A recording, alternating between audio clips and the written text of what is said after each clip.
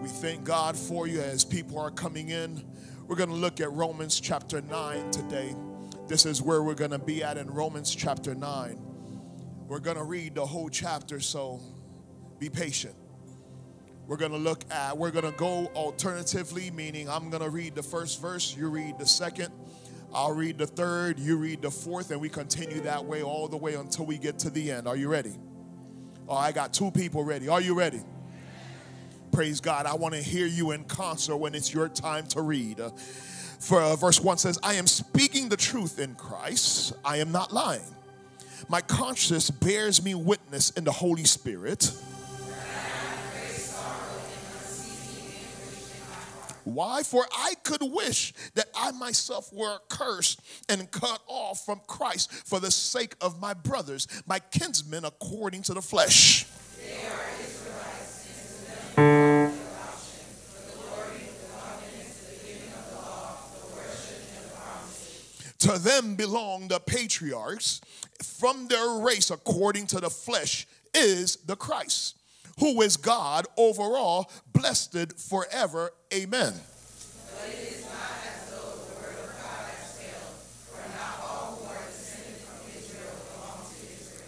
And not all are children of Abraham, because they are his offspring, but through Isaac shall your offspring be named. This means that it is not the children of the flesh who are the children of God, but the children of the promise are counted as offspring. For this is what the promise said. About this time next year, I will return, and Sarah shall have a son. And not only so, but also when Rebekah had conceived children by one man, our forefather Isaac. Though they were not yet born and had done nothing either good or bad, in order that God's purpose of election might continue. Not because of works, but because of him who called.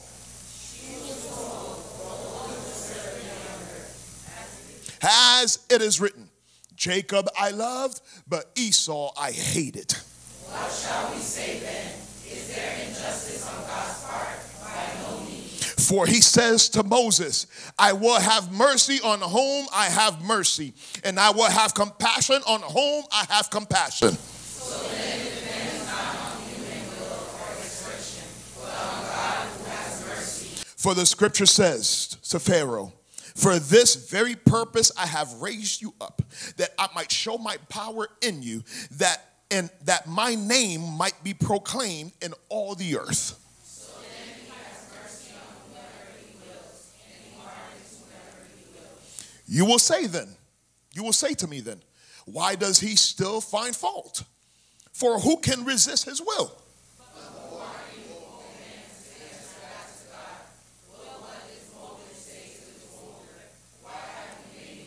Verse 21, has the potter has no right over the clay to make out the same lump, one vessel for honorable use and another for dishonorable use?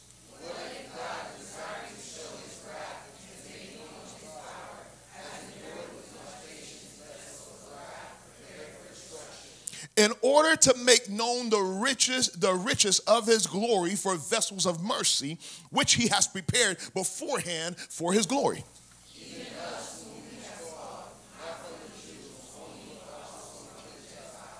As indeed he says in Hosea, those who were not my people, I will call my people, and her who was not beloved, I will call beloved.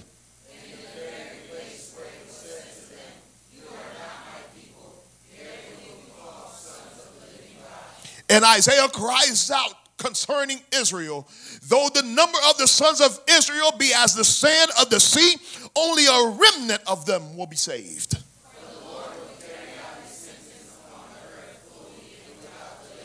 And as Isaiah predicted, if the Lord of hosts had not left us offspring, we would have been like Sodom and become like Gomorrah.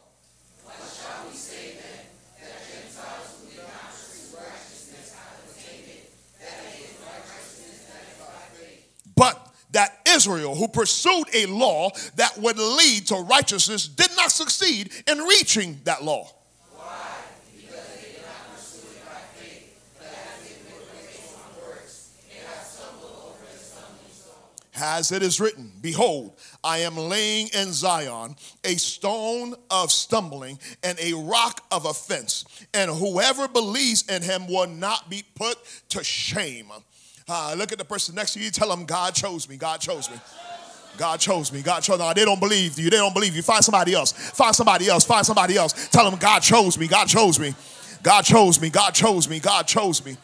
God chose me. God chose me. God chose me. God chose me. My goodness. My goodness. God chose me. Are you ready? Yes. Are you ready to get in the book? Yes. Are you ready to get in the Word of God? Yes. Come on over. Come on over. You know, find a seat. There's plenty of seats. There's some in the front here too. Come on over. It's okay. I don't bite. There's some in the front seats right in the front row. Come on over. Come on over. God chose me. God chose me. God chose me. My goodness. I want you to understand that God chose me, church. He chose me. He chose me. He chose you. It is amazing because at times we think that we chose God, not realizing that he's the one that handpicked us. Oh, God picked you out of the crowd. He picked you out of your family. He picked you out without you realizing that he chose you. Before the foundation of the world, he chose you. Tell the person next to you again, God chose me. God chose me. God chose me. God chose me. Nah, they don't believe you. Find somebody else behind you this time. Tell them God chose. Just look at them. Tell them God chose me. God chose me. God chose. Point at your chest when you say it. Say, God chose me. God chose me. God chose me.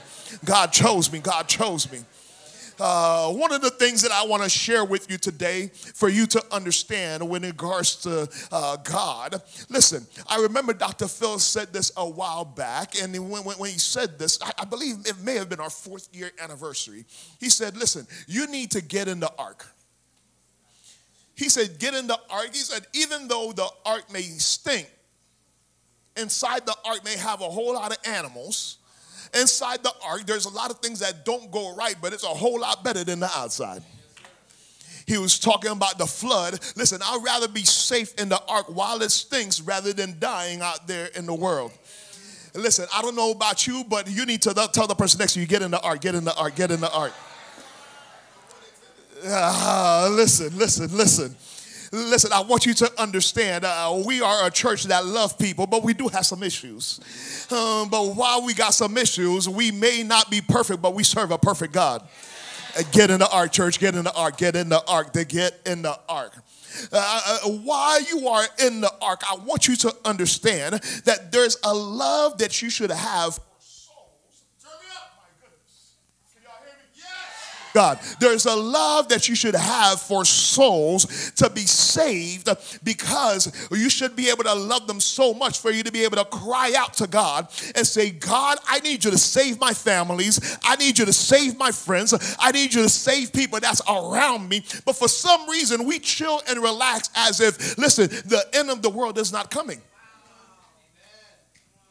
We should love souls so much for us to be able to say, God, I need you to save this person, and pray that God will accept them into his kingdom and that their names will be written in the book of life. But yet we chill, we relax. We're like, hey, everything's everything.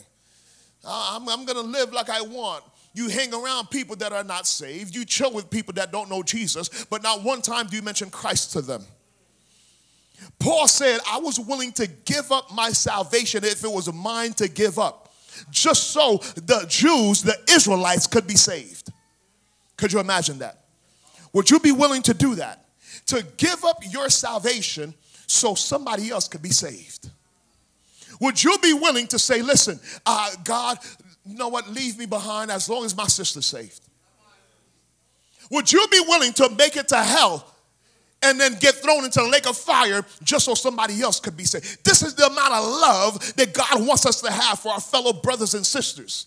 When we see them perishing, when we see them doing evil, to call unto God that God would save them and accept them into his kingdom. He called for his nation. Paul called for his nation to be saved, to accept Jesus as Lord and Savior. What I've realized is, while some of us are in church, while some of us love to raise our hands, while the presence of God may be moving and some of us cry, But it's not all of us that's called to be saved. We may come from a Christian background and a Christian family, but that doesn't mean that you'll be saved. Your mama might be a believer. Your daddy might be a believer. You yourself might think you're a believer, but yet you may not. It would be very shameful for you to come in at 11 o'clock for church service and realize the parking lot is half empty. And you're wondering, well, I guess people didn't want to come to church today, and realize that God came Saturday night. You didn't make it. Listen, church, for you to be saved, you have to understand that there had to be a calling that you answered.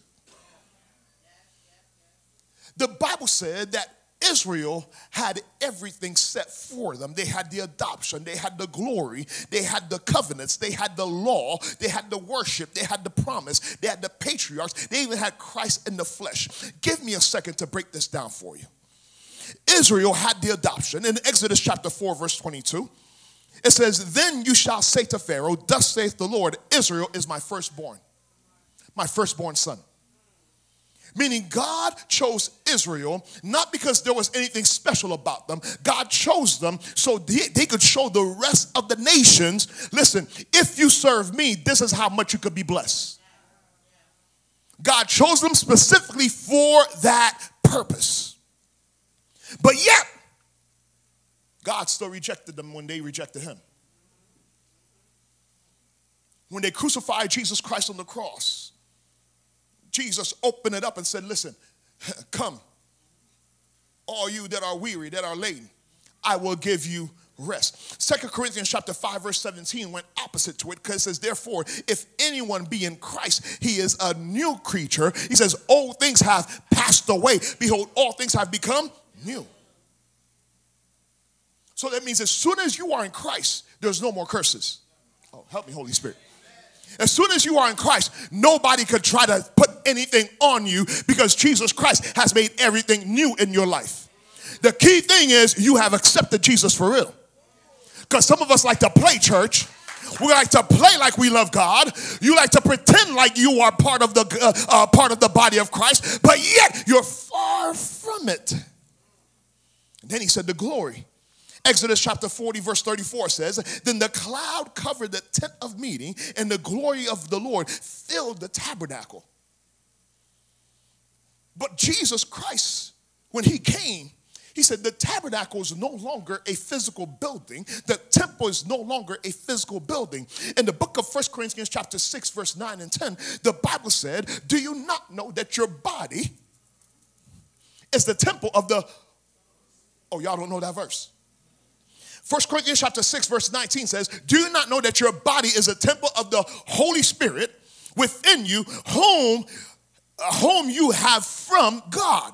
You are not your own, for you were bought with a price, so glorify God in your body. The issue is you have a borrowed temple that you think is yours for you to do whatever you want to. The problem is you keep living in fornication in a borrowed temple. I know you're not going to like it, because you thought that this was just yours for you to do whatever you want to. This belongs to God, and what you should do with it is glorify God in this body. This body was not meant to live in fornication. This body was meant to give God praise. And then it went into the covenant. The covenant is Genesis chapter 17, verse 2, that I may make my covenant between me and you, that you may multiply greatly. The covenant that God made with Israel, to let them know this is where they came from. If you are with me, I will bless you, I will multiply you. But yet the Bible said in Luke chapter 22, verse 20, he said, I have made a new covenant with you. This covenant is not made with words, it's made out of blood. On the cross, when he died for you, it's no longer words anymore. Now action took place where it was a blood of animals, but it was the blood of the Lamb of God. The giving of the law. Deuteronomy chapter 4, verse 14. The Lord commanded me at the time to teach you status and rules, that you might do them in the land that you are going over to possess. But yet, 2 Corinthians says that the law will no longer be written in stone, on stones, but it will be written on the tablets of your heart. The law of the Lord will be written on your heart. This is why the moment you're about to do something that God is not pleased with, you feel some type of way. Like, I don't know if I should do this. This doesn't feel right. But it's the Holy Spirit that's pricking your heart, letting you know, don't do it. This is not for you. You shouldn't go there. You shouldn't talk to this person. The Spirit of God is giving you a spirit of discernment because he has written his law upon your the worship. Hebrews chapter 9 verse 1 says, now even the first covenant had regulations for worship and an earthly place of holiness. Meaning when you come, you had to come in here to worship. You had to step foot inside the temple to worship. But yet the new covenant, Jesus said in John chapter 4, you won't need to go to a specific place for you to worship. He said, listen, because when he's in John chapter 4, the woman by the well said, I need to go to this mountain for me to go pray. Jesus said, the time is coming when those that worship me will worship me in spirit and in. Meaning when you worship God, you believe who he is and that he is God, and then you worship him in the spirit because his spirit is connected with your spirit for you to be able to cry, Abba, Father. The promise. We bring you in Acts chapter 13:32, and we bring you the good news and that what God promised to the fathers. But yet, the promise that he has made to the church is a new promise. He said, I will come back for my church in Revelation chapter 19. He said, I will come back for my bride without wrinkle, without spot. Keep your garment pure. Keep your garment clean for you to be able to get caught up with him in the air. This is what the promise that God has given to us. That he will come back and take us. We won't stay in this filth. We won't stay in this crazy earth. Sooner than later, God is going to come back and take us up. There's some craziness out there, church. I can't wait for God to come and get me. I met this person. I didn't know if it was a man or a female. Help me, Holy Spirit. I got a feeling the ones that aren't married yet, you guys are about to be fooled. We need to look at some birth certificates these days before we date. But anyway, let me leave that alone. The patriarchs. Romans chapter 11 verse 28 says, as regards the gospel, they are enemies for our sake. Talking about the Jews. But as regards election, they are beloved for the sake of the forefathers. Meaning God still loves Israel because of Abraham, Isaac, and Jacob. But God has rejected them just so he could love us. Because you can't love two women. You can't have two brides. Oh, Jesus. This is why, Pastor Mark, when I hear people say that God is for that the Bible is for polygamy, I said, no, it's not. Because if that was the case, God would have two brides, Israel and the church. But yet God rejected Israel and accepted the church for the church to be his bride. In 1 Peter chapter 1 verse 4, the Bible said that we've become heirs with Christ. If I die today, my inheritance will go to my wife if she's still alive because she's an heir with me. Are you connecting the dots? But not only that, my daughter will get the inheritance because she's an heir to me. Now, for you to be an heir, somebody had to die. Jesus Christ died on the cross so then you could step in and be the heir to receive everything that God has for you. What's crazy about this? Israel received Christ in the flesh because Christ came as a Jew. He came from the tribe of Judah. He came specifically for them and through them. But yet the Bible said that we who are Gentiles have Christ not through physical birth, but through spiritual birth, because we have Christ by grace through faith. Oh, Jesus. I just gave you a whole lot of theology. Hopefully you'll be able to go home to study in and understand exactly what I just said.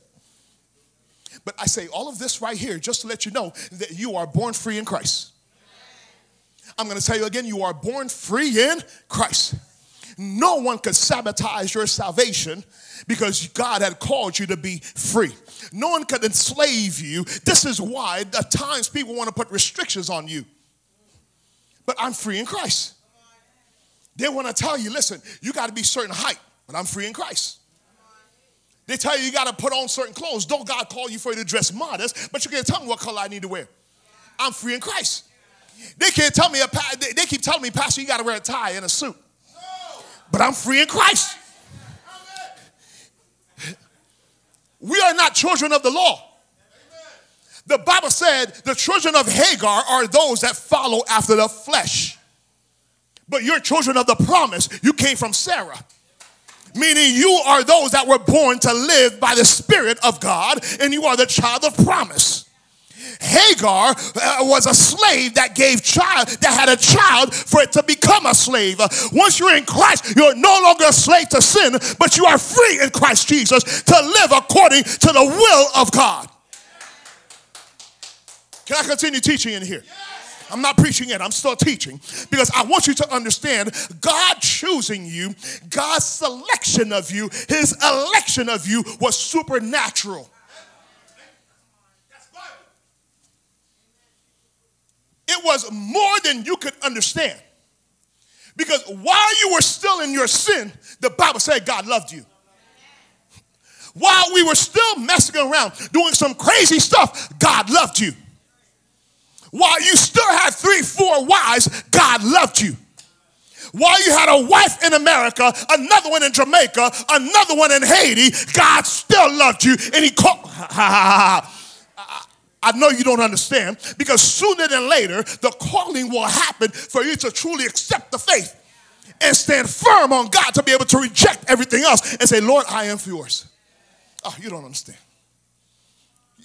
Yours truly here would have been a womanizer. Has a good-looking guy. I remember when we were dating, you know, me and my wife. I had other women on the side. I wasn't always good. I did.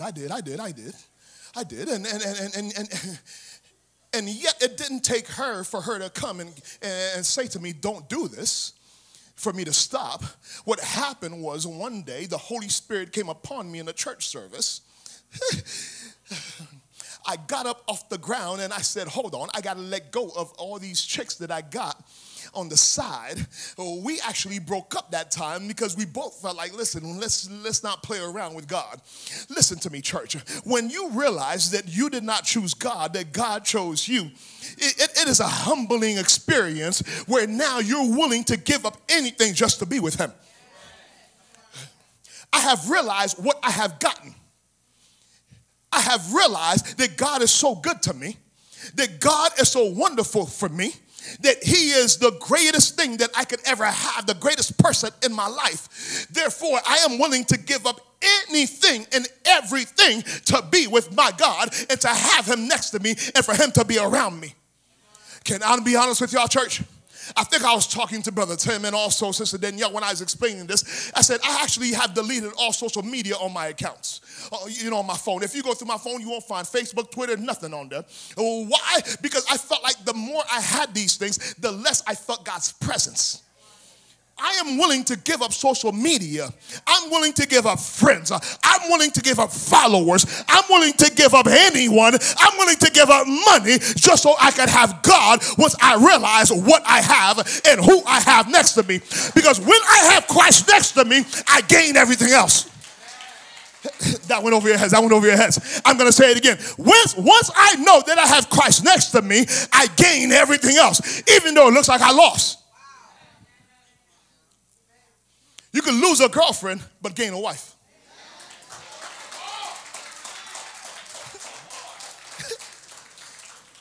Whenever you have Christ, he gives you things that are permanent and not temporal things.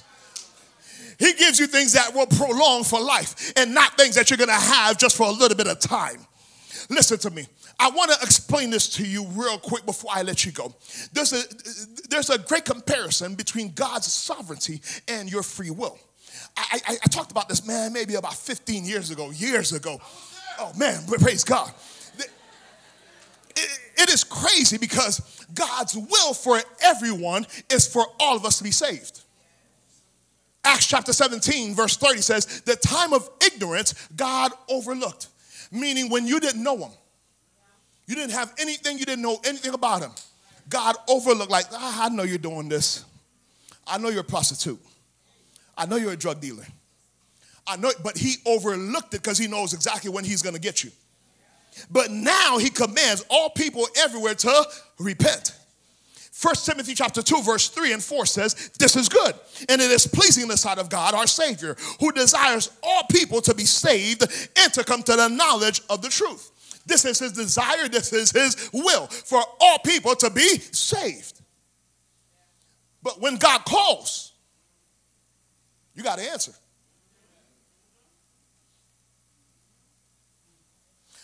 On Thursdays when we play basketball, two guys that don't like to be on each other's team is Brother Edgar and Brother Emmanuel. They don't like to be on each other's team because they like to be competitive, for them to be able to go at it, which is great. I run less, thank God. But what's crazy about that is sometimes there's other captains that's on our team, and if somebody had picked Emmanuel and then they pick Edgar, Edgar would say, oh, no, I can't be on this team. I have to go opposite of him. I say that because the captain called him, but yet he rejected it. God at times will call your name, but your free will say, no, God, I don't want you. God calls, but you still have to answer. He said, I heard the voice of the Lord saying in Isaiah 6:8, whom shall I send, and who will go for us? Then I said, here I am, send me.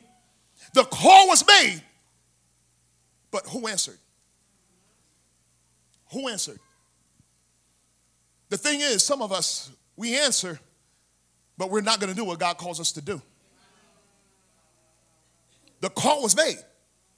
Who's going to answer? Who will answer when God calls? Will you say, Lord, here I am, send me? Will you say, I'm ready to go, Lord? I am one of yours. Send me, Lord God. Or will you just kind of play around? Just chill. The Bible said that we are vessels of mercy, but we're not made to be vessels of wrath. Vessels of wrath, they will have to go through tribulation, the fullness of it. Vessels of mercy, we get saved before it.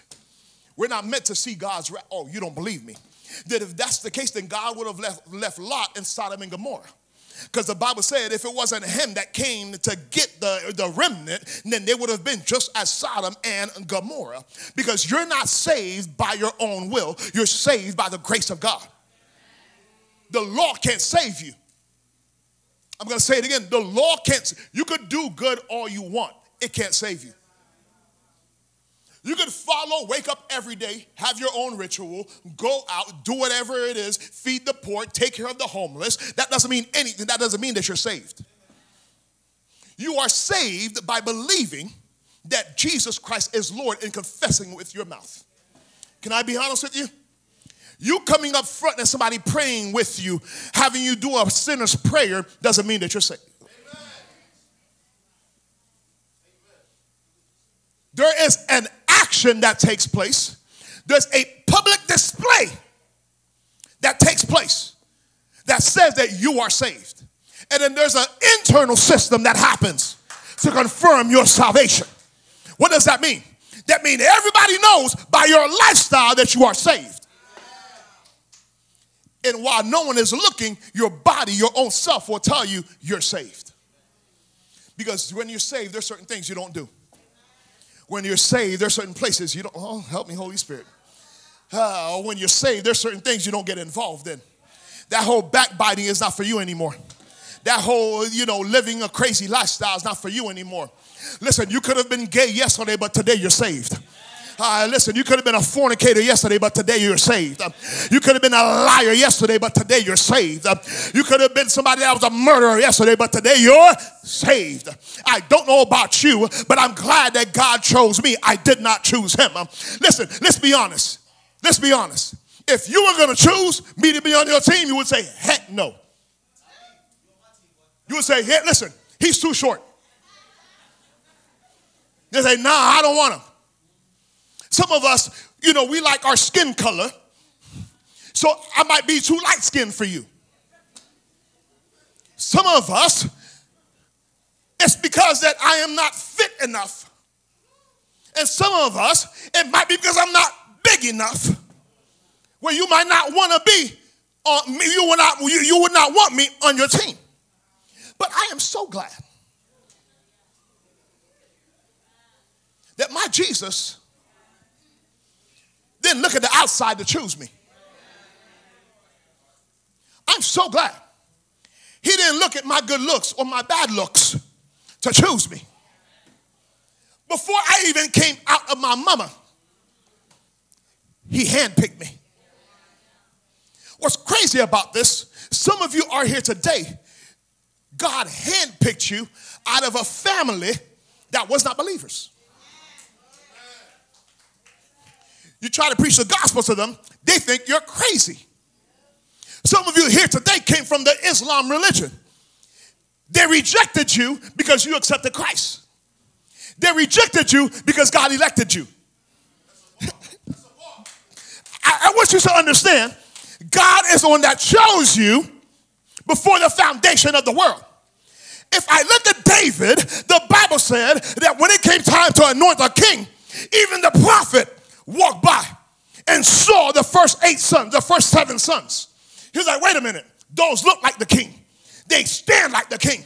They act like the king. They got a posture of the king. But God said, that's not the king. If God was going to choose somebody in your family to be saved, it wouldn't be you. Your sister looked better than you. Your brother looks better than you.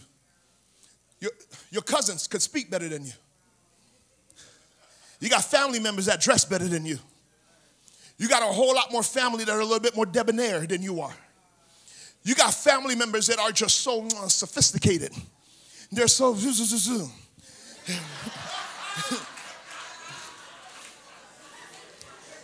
God would have chose them instead of you. But I'm so glad God didn't look at their to choose them. He decided while I was nothing, he picked me up out of the miry clay, set me on solid ground for me to be able to do the walk and be saved, sanctified, filled with the... I don't know about you, but I'm glad God chose me. Oh, I don't know about you, but I'm glad God chose me. I don't know about you, but I'm glad God chose me. I may be down and out, but I'm glad God chose me. Sooner than later, things will change. I'm glad God chose me. What I love about God choosing me is the fact that while I may be down, I'm not discouraged because I know he's holding my hands. He's guiding me. He is ordering my steps. The Bible said the steps of a righteous man or chosen man is ordered by the Lord. I'm glad God chose me, church. If he didn't choose me, where would I be? I'm going to ask you again, if he didn't choose us, where would we be? Boy, they talk bad about you so bad as a church.